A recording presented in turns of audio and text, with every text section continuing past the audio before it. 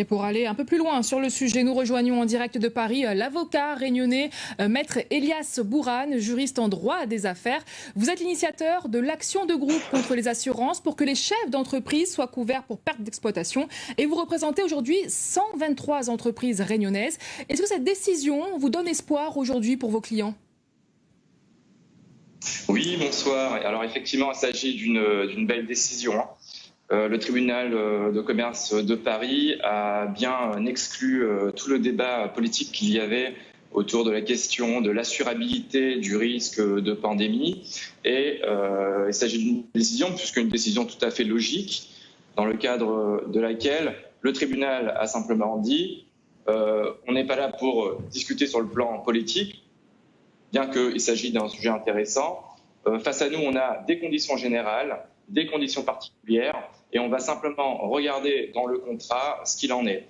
Et puis, s'agissant du coup de ce restaurateur, effectivement, il a obtenu gain de cause, et c'est une décision tout à fait logique. J'ai de très bon espoir pour que la Cour d'appel confirme bien évidemment cette décision.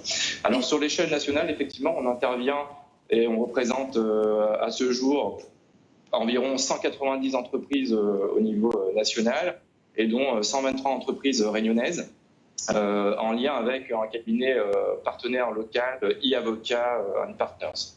Et maître Bourane, justement, dans votre action de groupe, est-ce que des chefs d'entreprise ont décidé, à la suite de cette action, de lancer une procédure d'urgence en référé, comme ce restaurateur parisien ?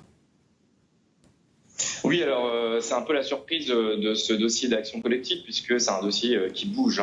Au départ, on était parti uniquement sur l'idée d'une tentative de résolution amiable du litige et puis une assignation au fond. Et puis, c'est vrai que cette décision positive du tribunal de commerce de Paris a ouvert la voie à tout un contentieux au regard des procédures de référé. L'objectif des procédures de référé, je le rappelle, c'est simplement d'obtenir une provision sur l'indemnisation qui est due.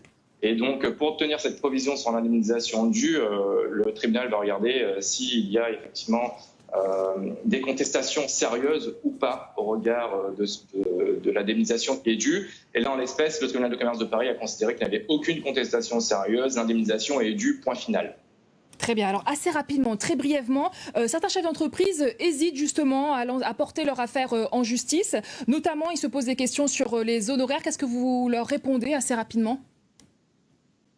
Oui, alors très rapidement sur les honoraires, on a décidé d'ouvrir cette action collective à un honoraire de 250 € TTC. Et puis les questions qui reviennent souvent, c'est oui, mais est-ce qu'il va y avoir des frais cachés, des choses en plus, est-ce que vous allez me demander des frais, des débours, etc. Non, c'est 250 € TTC, point final, et il ne sera absolument rien demandé de plus que cet honoraire-là. Merci beaucoup, maître Elias Bourane, pour votre éclairage, et on verra bien évidemment à la suite de toutes ces affaires.